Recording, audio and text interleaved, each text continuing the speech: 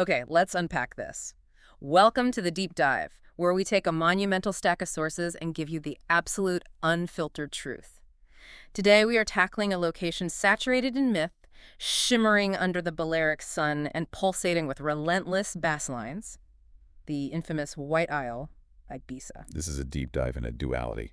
I mean, when you mention Ibiza, Yeah. almost instantly, a very specific picture forms, doesn't it? You think of the colossal super clubs, the globe-trotting DJs commanding, six-figure fees. Oh yeah, champagne spray parties that defy gravity. Exactly. And those absolutely relentless, sleepless nights that have pretty much defined global hedonism for decades. That is absolutely the glossy postcard they sell you. It really is. Yeah. But our sources reveal that if you simply lift the lid or perhaps drive, 20 minutes inland, you find a completely different landscape altogether. You find quiet, crystalline turquoise coves kind of hidden from the crowd. Yeah, the peaceful side. You find remote yoga retreats perched on cliffs.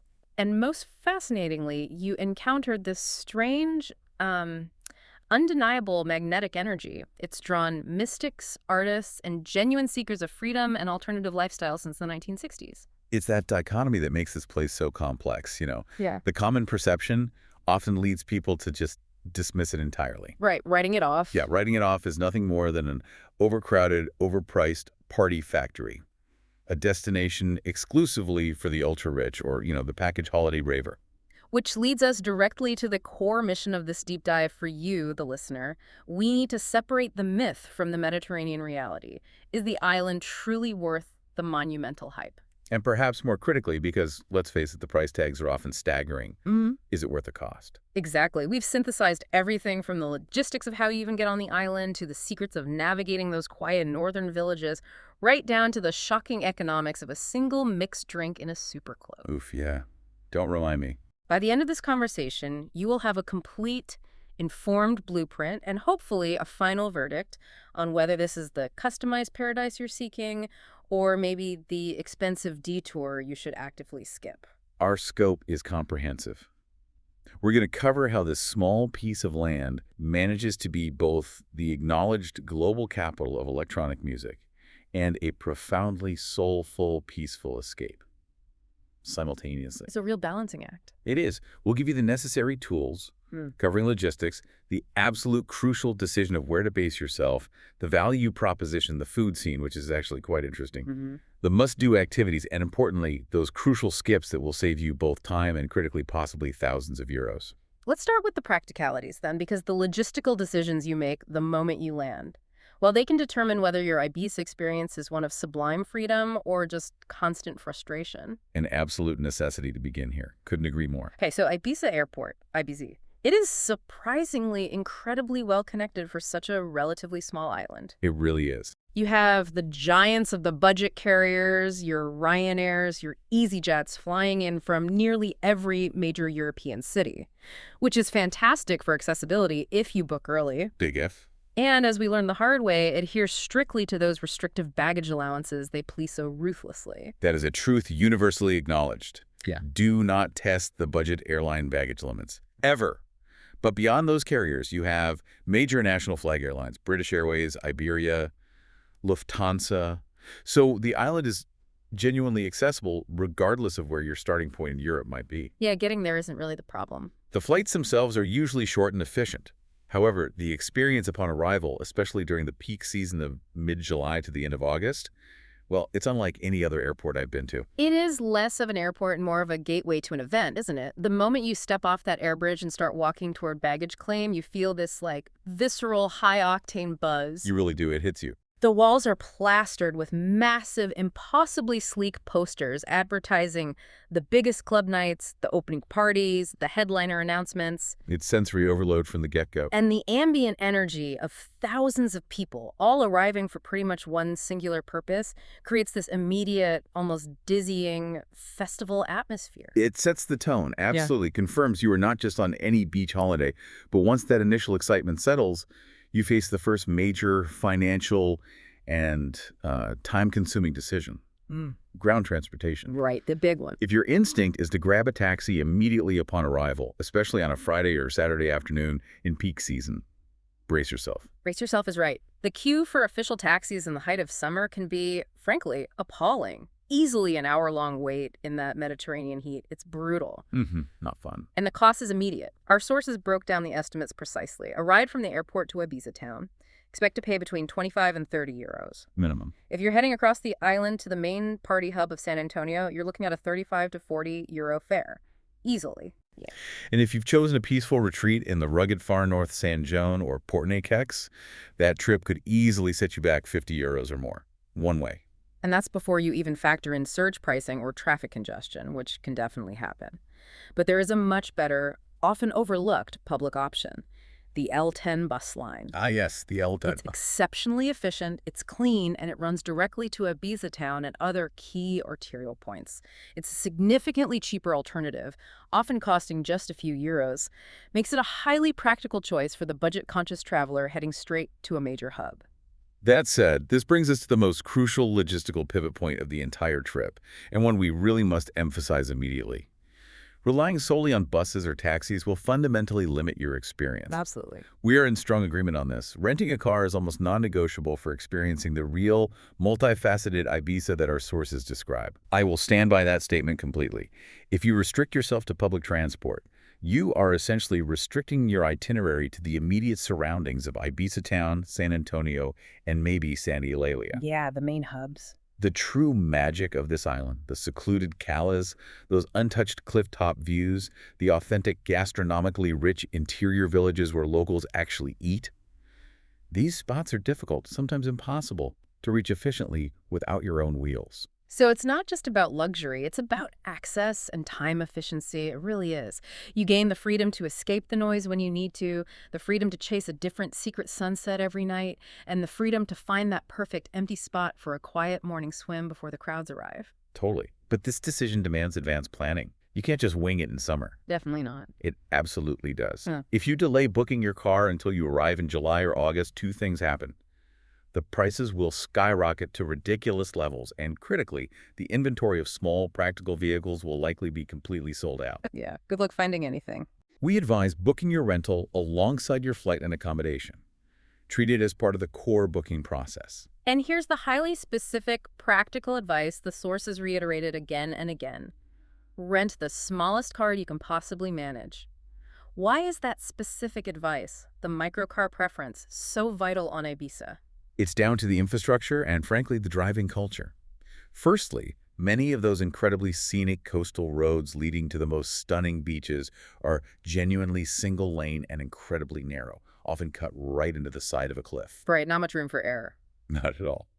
Secondly, parking is a highly aggressive sport. If you're attempting to park at a legendary spot like Cala Conta or Cala Salada in the afternoon, well, the space available is minuscule. Good luck in a big SUV. Exactly. A tiny Fiat 500 or a similar compact vehicle, which are ubiquitous there for a reason, is your best strategic asset for squeezing into those competitive spots and navigating the tight medieval streets of the inland villages. And the driving culture itself needs a quick mention, doesn't it? Indeed. It's generally relaxed, but it can also be quite aggressive, especially with tourists perhaps not used to the roads. The island is small, meaning traffic congestion can be a real issue in peak season, particularly around the major towns like Ibiza town or San Antonio. And the scooters. Oh yeah. Be hyper-aware of mopeds and scooters. They weave aggressively through traffic and are often driven by visitors who maybe aren't accustomed to the landscape or the local driving style. It requires focused driving, especially on those narrow roads at night. So, to summarize logistics, book flights early, definitely prepare for the high energy of IBZ upon arrival, utilize the L10 bus if you're just sticking to town centers. It's a good option for that. But understand that the full multi-layered Ibiza experience absolutely requires that tiny pre-booked rental car. Without that car, you will pretty much only see one of the island's 4 distinct personalities. Which brings us perfectly to the next critical decision, where you choose to map your stay. Your accommodation choice fundamentally dictates the character of your entire trip. This is truly the defining choice, I think, because the island is incredibly segmented into 4 radically different vibes that rarely blend. It's quite stark. Let's start with the loudest, the most recognized, the gravitational center for global hedonism. Personality 1, the party epicenter, which encompasses Ibiza town and Playa Don Bossa. This zone is the non-stop electric pulse of the island. It's the home turf of the super club giants Ushuaia, High Ibiza, and the granddaddy, Pacha, situated near the marina. Right. The big three, essentially. If your primary non-negotiable focus is world-class electronic music and the highest echelon of nightlife, this is where you arguably have to be. The atmosphere is high voltage, visually dramatic, and constantly running. However, there is a substantial trade-off that travelers must calculate into their decision. I mean, it's not all glamour. The convenience being walking distance to these massive venues, having endless dining and shopping options, comes at the literal cost of peace and affordability. Huge cost. This area is loud, consistently expensive, and you cannot realistically expect a tranquil night's sleep before, 6 a.m. when the last party-goers are finally heading home. Pretty much. It is a total immersion experience, and you must accept the full sensory impact. There's no escaping it there. Yeah. But within that proximity, Ibiza town itself offers a kind of counterpoint. While the newer, lower part of the town is bustling with the marina and club traffic, the incredible historic old town Dalt Vila sits majestically atop the hill. This UNESCO World Heritage Site offers culture, history, and spectacular views that, while still technically close to the noise, feel 1,000 miles away from the bass lines. It's a different world up there. And for those who desire that proximity to Pacha and the marina, but desperately crave just a sliver of peace after a long day of sun, or more likely a night of partying, our sources highlighted a strategic compromise: Talamanca. Ah, Talamanca, good call. It's a beautiful, quieter bay just to the north of Ibiza town. It features a much calmer beach and a far more relaxed local vibe than you'll find in Playa d'Ambosa. And crucially, You are still only a very short, affordable taxi ride, or maybe a pleasant 15-minute walk from the marina, Dalt Vila, and Pacha. It offers the benefit of proximity without the constant, intense 4 a.m. club exodus and noise right outside your hotel window. Best of both worlds, maybe. perhaps. Yeah. Now let's pivot sharply and swing over to the west side of the island for personality 2, Sunset Central and budget base San Antonio. San Antonio has, perhaps unfairly sometimes, attracted a notorious reputation over the years. We have to acknowledge that the core area, particularly the main strip known as the West End, Yeah, the west end. is young, very British, and very boozy. It definitely attracts a specific package holiday crowd seeking intense, affordable fun. But to dismiss San Antonio wholesale based on that is to miss out on one of the island's most legendary, universally cherished experiences: the Sunset Strip. Totally agree. This is the domain of Cafe Mambo, Cafe Del Mar, and other iconic venues that really pioneered the whole Balearic chill-out sound back in the day. Watching the colossal, fiery Mediterranean sun sink below the horizon here, accompanied by those ambient beats. It's genuinely described as a necessary rite of passage for any first-time visitor. You kind of have to do it once. You do. And from a purely practical standpoint, San Antonio remains the most budget-friendly of the island's major centers. Yeah, significantly. Yeah. Accommodation, food, general costs here are noticeably more affordable than in Ibiza town or Playa d'Ambosa. Furthermore, its geographical location is fantastic. It places you in immediate driving proximity to some of the West Coast's most stunning beaches, including Calicomte and the immense Calabasa. So the strategy there is what? Book smart. The strategy here is to book your stay wisely, perhaps slightly removed from the immediate intensity of the West End Strip itself, to maximize the budget benefits and still get easy access to those amazing sunset views and beaches. Changing gears again, let's head to the opposite coast for personality 3. Relaxed, refined, and maybe more family-friendly, Santa Eulalia. Santa Eulalia is pretty much the true antithesis of Playa d'Ambosa. If you want peace, safety, and a classical Mediterranean resort experience, this is probably it. Yeah, it feels very different. The vibe is entirely chilled out, clean, and definitely family-focused. It boasts a beautiful, long promenade, an impressive marina, and generally the emphasis is firmly on relaxed dining, safe swimming beaches, and enjoying the day, not, late-night partying till sunrise. It functions incredibly well as a tranquil base camp, particularly for families or couples seeking genuine relaxation, I think. It's well-positioned for exploring the central and eastern parts of the island, and critically, it feels much more like a proper, integrated Spanish town. It does, doesn't it? The architecture is less high-rise and more classically Mediterranean, rather than a purpose-built tourist compound. If culture and quiet are your main goals, this is a very strong option. But for those seeking the rugged, genuine, original spirit that first attracted the hippies and artists to Ibiza, the actual soul of the island, we must journey into personality 4, the Bohemian Retreat, or simply the North. Ah, the north. We are talking about the areas around Portanex, San Joan, and San Miguel. This is what the sources frequently refer to as the other Ibiza, the Ibiza of the pine forests. It is rugged, dramatically green, defined by isolated, spectacular clifftop viewpoints, and characterized by the fact that the original bohemian spirit is not just historical here, it feels like it's still palpably alive in the small communities. Totally. And the accommodation style in the north reflects this case perfectly. You will not find massive international hotel chains up there. No Marriotts here. No. Instead, the area is dominated by agriturismos. This is a key term to understand if you're considering the north. They're beautifully restored, traditional Balearic farmhouses, often stone-built with original features that have been converted into tranquil boutique retreats. Right, those old fincas. Exactly. The whole focus here is on genuine peace, high-quality local food, and just pure escape. It sounds like pure, absolute tranquility.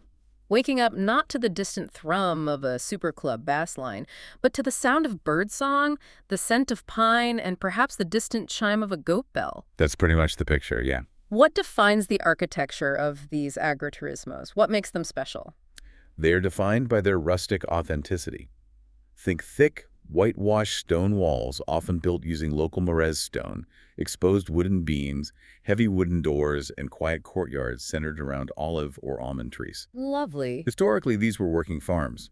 Many still have productive land, and the restoration, when done well, ensures that the authenticity is preserved. It offers a connection to the island's agricultural past that you simply cannot find in the south. The inherent trade-off here, however, is isolation, isn't it? Precisely.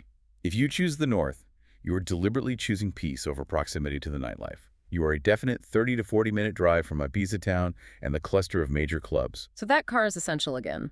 Absolutely essential. This choice mandates the rental car, making it crystal clear that you prioritize quiet, natural beauty and the island's original spirit over immediate access to hedonism. So we have the four distinct, powerful zones: high-energy party in Boss Ibiza town, sunset and budget in San Antonio, relaxed family resort vibe in Santa Elola, and the peaceful bohemian retreat in the north. The location you choose is not just where you sleep, it is your deliberate intention for the trip. Exactly. And now that we are strategically placed across the island in our minds, let's move on to the segment that challenges the island's reputation for being purely overpriced: the flavors of the isle. We need to look beyond the assumption that Ibiza food is just expensive, mediocre club fare. Yeah, that assumption is pervasive, isn't it? But the reality is actually much richer. The real food scene is a complex and highly rewarding blend. It takes the deeply traditional Spanish and Balearic cuisines, rustic stews and specific seafood preparations, and blends them with this modern wave of healthy, ethical, farm-to-table dining that has really taken root across the island. We have to begin with the defining, almost required dining experience: the Tranquil experience. The beach restaurant, basically. And you find a vast spectrum here, don't you? You can dine at genuinely simple, rustic wooden shacks where the focus is purely on the grilled catch of the day with sand literally between your toes. Yeah, the basic, lovely one. Or you can find the incredibly glamorous, all-white beach clubs, the high-end splurges, complete with high-fashion daybeds and globally renowned DJs spinning ambient tracks while you eat. It runs the gamut. But regardless of the level of glamour, the goal is pretty consistent. Dining on incredibly fresh seafood, accompanied by ice-cold wine or local sangria, right beside the Mediterranean Sea. And here's where we issue the necessary sobering cost warning. This experience is a splurge. It absolutely is. No getting around it. You are paying heavily for the location and the ambiance. Our analysis showed that if you order a simple grilled fish, like sea bass or dorada, at a fashionable seaside spot, the price can easily hit 40 to 50 euros per portion. Easily. Sometimes more. A classic seafood paella for two, which is often phenomenal to be fair, will cost you anywhere from 80 to 90 euros, sometimes pushing past 100 euros. It is an expensive indulgence. For the quality of the ingredients, usually, and the unparalleled setting, the sources generally agreed it is an experience worth budgeting for maybe once or twice during your trip. Agreed. And for that one essential splurge, if you have to pick one, our sources repeatedly highlighted El Carmen at Calador. Ah, yes. The food is traditional and excellent, absolutely. But the real draw there is the truly insane, panoramic, unobstructed view of the mystical Esvedra rock. You are paying for that backdrop as much as the meal, maybe more. That view is iconic, but the car pays for itself by allowing access to value and authenticity. If you want to eat incredible food without that luxury price tag, you need to head inland, deep into the island's gastronomic heart. Absolutely. The inland villages, like the incredibly charming Santa Gertrudis or the more remote San Lorenzo, offer a completely different dining economy. Here, you find the real insider tip for saving money while maximizing quality. Look for the local Menú del Día. The Menú del Día, the set lunch menu, is a saving grace across all of Spain, but especially crucial in high-cost Ibiza. It really is. This is a fixed-price lunch menu, typically offered by family-run restaurants, that includes 3 generous courses and usually a drink, sometimes even local wine, for a phenomenal price point. We found examples offering this for around 15 to 20 euros. That's incredible value. That's amazing. This is where the local workers, farmers, and business owners eat lunch.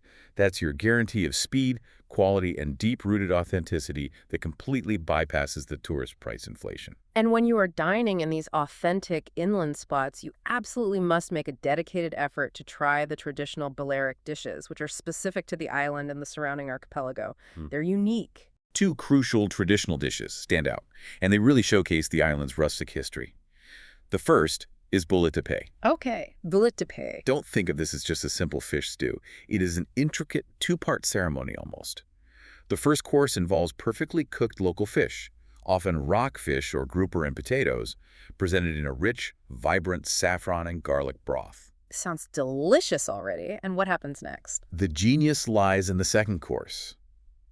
They take that incredibly flavorful, deeply infused saffron broth, add rice to it, and cook it into a creamy, powerful risotto-like rice dish, sometimes called a rosabanda. Wow. You're essentially getting 2 distinctive, delicious meals out of one pot. The intensity of the saffron, the freshness of the local fish, it's an extraordinary, unique culinary experience that speaks directly to the island's connection to the sea.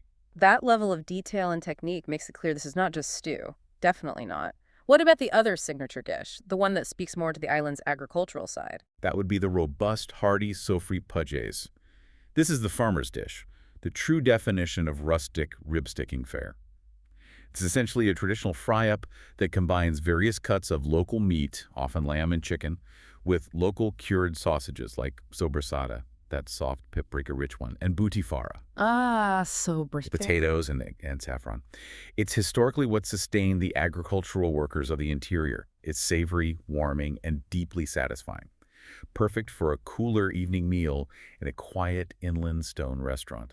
And for something completely different, maybe a quick, vibrant lunch, the hippie markets are not just for shopping, are they? Exactly. Las Dalias hippie market, for example, is a melting pot of global flavors. You can find vibrant, inexpensive food stalls offering fresh juices, vegetarian curries, various ethnic tapas, freshly made wraps, all sorts. It offers a lively, casual atmosphere perfect for a midday refuel amidst the market bustle. So the key takeaway on dining is strategic. Ibiza's food scene is a microcosm of its duality. It offers ultra-exclusive, glamorous dining that will definitely strain your wallet, but it simultaneously offers cheap, authentic, deeply valuable cuisine.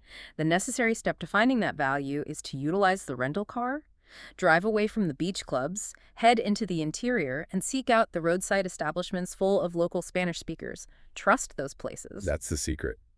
With logistics settled and stomachs potentially full, let's pivot to the main event. The essential activities. The contrast between the clubs, the coves, and the culture is where the magic of the island truly reveals itself, I think. We must begin with the sonic giant, the superclubs. Even if you don't consider yourself a devoted fan of electronic music, we both agree that experiencing one of these venues is kind of necessary for cultural context, right? I stand by that recommendation. Yeah. You need to witness the sheer scale of the production quality. Places like Ibiza or Ushuaia are operating on a budget and level of technical sophistication that rivals a Broadway show or a major stadium rock concert. Oh, seriously? Wow. It's not just a DJ standing behind a deck. It's an immersive theatrical experience. It combines lighting design, dancers, acrobatics, incredibly high-resolution screens, and custom sound engineering. It is a concert, a circus, and a theatrical show, all compressed into one sensory overload. And for those who are clubbing novices or perhaps just want the experience without the need for an all-night marathon, you recommend Ushuaia as the ideal introductory spot. Why is that? Ushuaia is an open-air venue, which fundamentally changes the atmosphere, makes it feel a bit less intense maybe, and crucially it operates as daytime party. The event typically ramps up in the late afternoon and concludes sharply at midnight. This is a game changer for many people. That makes a huge difference. You get the full explosive production, the headline DJ, the incredible sound system, but you can be back in your hotel bed before 1 a.m., allowing you to actually recover and enjoy the rest of your holiday the next day. But let's return to the economics, because we need to give the listener a clear-eyed view of what this excursion costs. It's not cheap fun. The costs are genuinely shocking, even for the seasoned traveler or someone used to London or New York prices. Entry tickets are dictated by the headline DJ, of course, but they commonly range from 50 to 100 euros, sometimes significantly higher for major opening or closing parties. Just to get in the door. Just to get in. And once inside, the internal economy is designed to be exclusive. A simple bottle of water will cost you 10 euros. 10 euros for water. A single beer is 15 euros. And mixed drinks generally start at 20 euros and often climb to 25 euros or more. It adds up incredibly fast. Okay, given that immense cost, up to 100 euros just for entry and then 20 euros for a single drink for someone who isn't a massive, dedicated electronic music devotee, is the Ushuaia experience still justifiable? Or is that money better spent, say, chartering a small private boat for a day? That is a fair challenge. Yeah. A really fair point. If you were going purely for the music, the cost is justifiable if the DJ is truly world-class and someone you love. However, if you're going primarily for the spectacle, the sources suggest that the sheer high production value is the justification. It is a one-time payment for a unique cultural experience that is pretty much unmatched globally in that specific genre. But you absolutely must enter with eyes wide open about the financial outlay. Right. If your main goal is quality time on the water, then yes, absolutely. Chartering a small boat will offer far greater practical value and intimacy for a similar or even lower price point. The choice must be deliberate. What do you want from that day? That is the hardcore hedonism laid bare. Let's make that jarring shift now to the spiritual and natural side, because the real, lasting magic of Ibiza often happens during the day at the beaches. Ibiza is a topographical miracle, really. It boasts over 50 uniquely characterized beaches. But we have 3 non-negotiable stops, I think. Yep. First, the island's visual signature for clear water, Calicomte. Calicomte is unforgettable. It really is. It's a sequence of small coves on the island's west coast, famed for having water so intensely clear and turquoise. Our sources described it as genuinely like swimming in a bottle of Bombay Sapphire gin. That's a pretty accurate description. It is breathtakingly beautiful, the ultimate photo opportunity. But it comes with a major caveat regarding visitor numbers. In July and August, this spot is incredibly popular, like insanely popular. I bet. You absolutely must arrive early, we're talking before 10 a.m., to secure any kind of reasonable parking and a decent patch of sand. The effort is worthwhile, the view is stunning, but the crowd factor cannot be ignored. Speaking of the West Coast, we must delve into the most iconic, arguably the most mysterious view on the entire island. The site of Es Vedrà, viewed dramatically from Caladord. This imposing, massive limestone rock island juts out of the sea, often silhouetted against the setting sun. It is the physical focal point of pretty much all of Ibiza's mythology. The mythology surrounding Es Vedrà is what truly makes it special, isn't it? It goes far beyond just being a pretty view. What did our sources uncover about these legends? Because they're wild. The legends are powerful and varied and deeply held by many. Many locals and seekers firmly believe that Es Vedrà is the 3rd most magnetic point on Earth, alongside the North Pole and the Bermuda Triangle. They say compasses spin wildly nearby. Right, I've heard that one. Geologists, however, firmly dismiss this.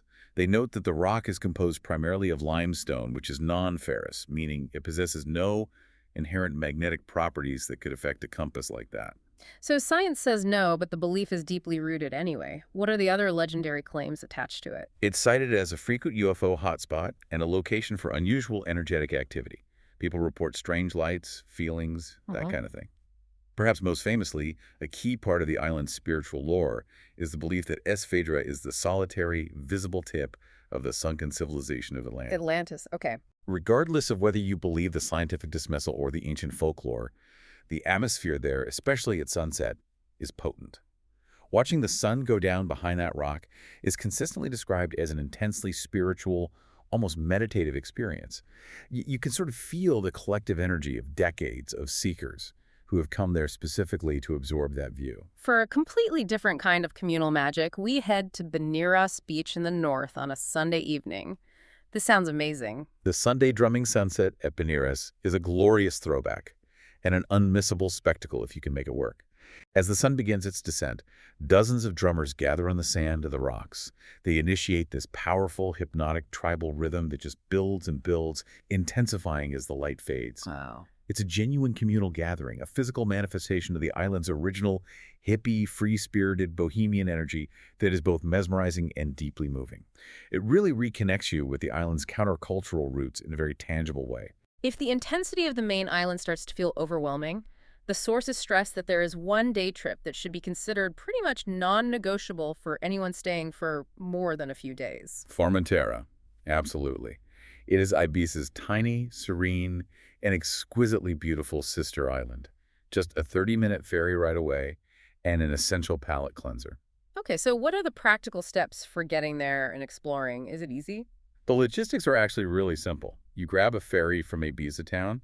The crossing is short, scenic, and efficient. There are several companies doing it. Once you arrive at the port in Formentera, La Savina, the first action item is to rent local transport. The island is mostly flat, making it perfectly suited for exploring via rented scooter, which gives you maximum freedom. Yeah, scooter seems the way to go. Or an e-bike, which is an increasingly popular eco-friendly option. This allows you to navigate the island's stunning coastline roads at your own pace, stopping wherever looks good. And the undisputed highlight of Formentera, what's the main draw? The beaches, without a doubt. Specifically, Playa de Istizeres. This location is regularly voted among the top beaches globally, and for a very good reason. It is a long, slender spit of impossibly white, fine sand with shimmering, transparent turquoise water flanking both sides. Both sides. Wow. Yeah, you can swim on either side of this narrow strip of sand. The visual effect is staggering. It's frequently described as finding the Caribbean in the middle of the Mediterranean. It is a visual feast and the absolute reason to take that ferry. Back on the main island, let's ensure we don't overlook the rich, deep layer of history and culture, which is thankfully concentrated in one spectacular location. Dalt Vila, absolutely. The Old Town of Ibiza is a recognized UNESCO World Heritage Site. It's a magnificent fortified citadel built primarily in the 16th century by the Spanish monarchy to protect the port from pirates and Ottoman invaders. The walls are monumental and tell a military history stretching back centuries. Describe the experience of actually walking through that citadel. What does it feel like? It feels like stepping into a different century, honestly. You wander through tiny, winding, cobbled streets, some so steep they're almost staircases, past traditional whitewashed houses, often draped in vibrant purple bougainvillea. The architecture is intimate, and the quiet shade of the stone walls offers a wonderful respite from the intensity and heat of the lower town. The military engineering itself, the bastions and ramparts, are fascinating to observe, too. And the view from the very top, is it worth the climb? Oh, absolutely. The reward for the steep climb is a breathtaking panoramic view. You can see the entire harbor, the sleek super yachts docked in the marina, the sprawl of the modern town below, and the endless expanse of the Mediterranean Sea. It provides a stunning perspective on how the modern, wealthy, hedonistic Ibiza has grown up directly alongside and surrounding this perfectly preserved historical core. Finally, for those unique souvenirs and just soaking up that bohemian atmosphere, the markets are essential, aren't they? Yes. Las Dahlias is the gold standard, particularly on a Saturday, but they have night markets too. It's a bustling, sprawling market set under a canopy of trees, offering a genuine treasure trove of artisan goods. You can find beautiful, handcrafted leather items, silver jewelry, unique clothing, local crafts, all sorts of stuff, all while absorbing a highly vibrant, musical, and eclectic atmosphere that really reflects the enduring hippie influence on the island. Okay, we've established the non-negotiables.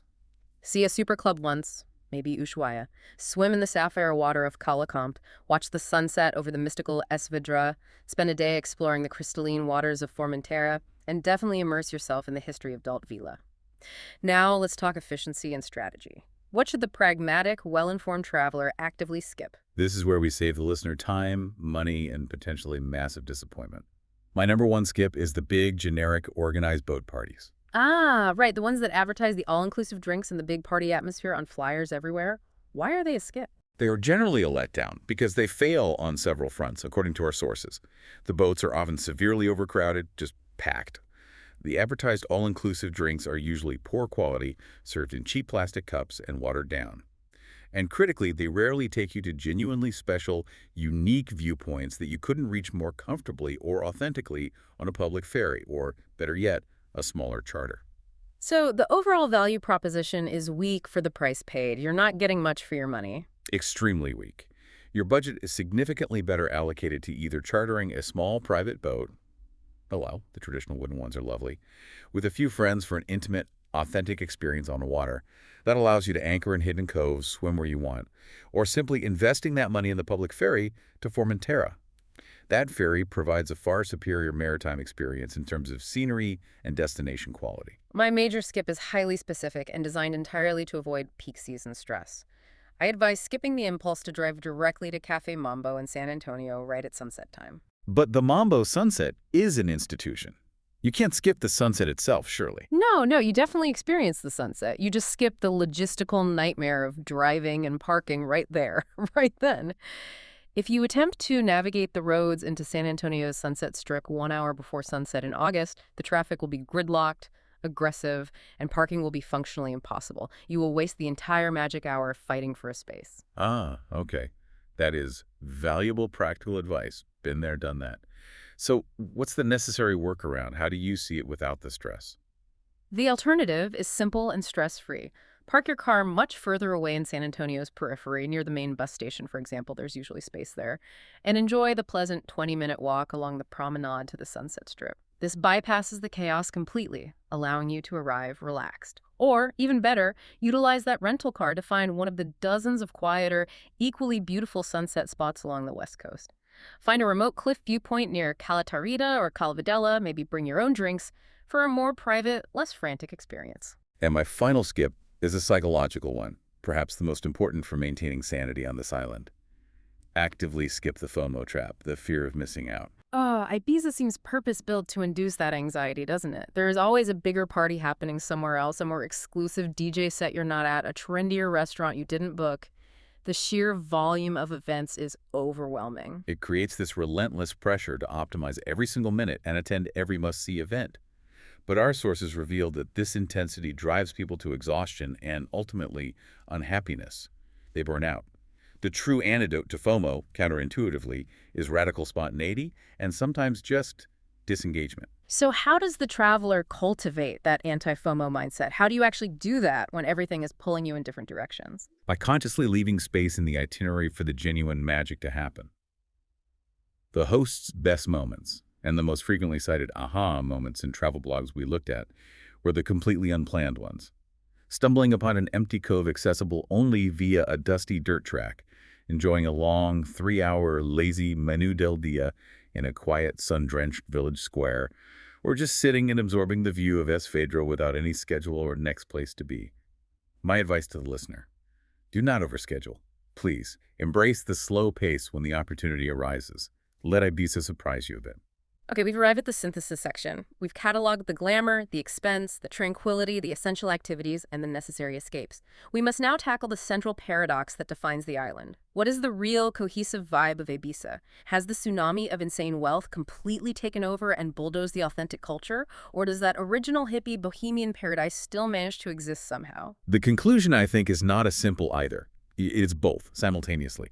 And they exist in this strange, highly effective, almost symbiotic coexistence. It's quite remarkable. The insane money generated by the superclubs, the high-end real estate, the super yachts, and the elite tourism actually create the necessary economic engine and tax base that, ironically, helps fund and preserve the island's quieter agricultural and natural side. That is a fascinating concept, that the extreme hedonism actually provides a necessary economic shield for the extreme tranquility. Can you elaborate on the mechanisms of that symbiosis? How does that actually work? Certainly. The high land values and the substantial tax revenues generated by the massive venues and the influx of wealthy residents, think yacht mooring fees, luxury rental taxes, VAT on those 25 drinks, provide a significant injection of capital into the Balearic government coffers. This revenue is then used in part for the rigorous protection of the island's interior, the designation of large swaths as nature reserves like Cécilines, and the strict maintenance of building codes, particularly in the north, that prohibit the construction of large, sprawling resort chains. So the vast majority of the island's interior, where those lovely agriturismos are, remains protected because the money is being made efficiently and densely in the southern coastal party compounds like Playa d'Ambosa. Exactly. The island is, thankfully, large enough to contain both extremes without them needing to completely destroy each other. You feel this duality constantly, everywhere.